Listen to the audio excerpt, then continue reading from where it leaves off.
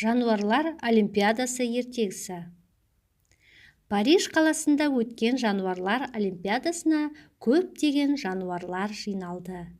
Оның ішінде аю, құмырсқа және қоян да болды. Әрбір жануар өздерінің ерекше қасиеттерін көрсетуге дайындалған еді. Аюлар ауыр атлетика сайысына қатысуға шешім қабылдады. Аюлар күшті әрі үлкен болғандықтан бұл сайыс олардың сүйікті жарысы болатын.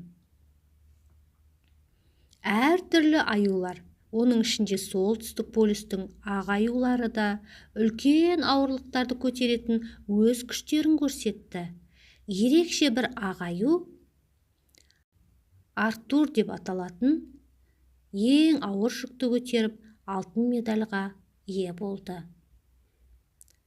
Көрермендер оның күшіне таң қалды.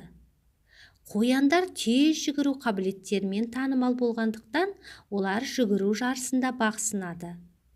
Қояндар үшін бұл сайыс өте қиын болды. Себебі басқа жануарларда өте жылдам болатын. Дегенмен тазша қоян есімді қоян ерекше шапшаңдығымен көзге түсіп, жарыста күміс медаль алды. Құмырсқалар өздерінің ұйымшылдығымен және еңбекқорлығымен белгілі. Олар командалық жарыста өнер көрсетті. Бұл сайыста олар бірге жұмыс істеп, өте күрделі лабириттер өтулері қажет болды. Құмырсқалар тобы тез және тиімді жұмыс істеп, лабириттен ең қысқа уақытта өтті. Осы жарыста олар жеңімпаз атанды және алтын медальмен марапатталды.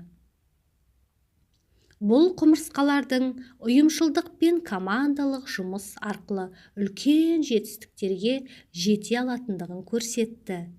Жануарлар олимпиадасы әр жануардың ерекше қабілеттерін көрсеткен үлкен уақиға болды. Бұл олимпиададан кейін аю, құмырсқа және қоян, сондай-ақ басқа да жануарлар өздерінің күш-жігерімен, достық рухымен мақтанып, туған жерлеріне оралды. Олар бір-бірін жақсы көріп, спорт пен достықтың маңыздылығын түсінді. Осылайша Парижде өткен бұл керемет уақиға жануарлардың достығы мен бірлігіне тағы бір жарқын естелік болып қалды.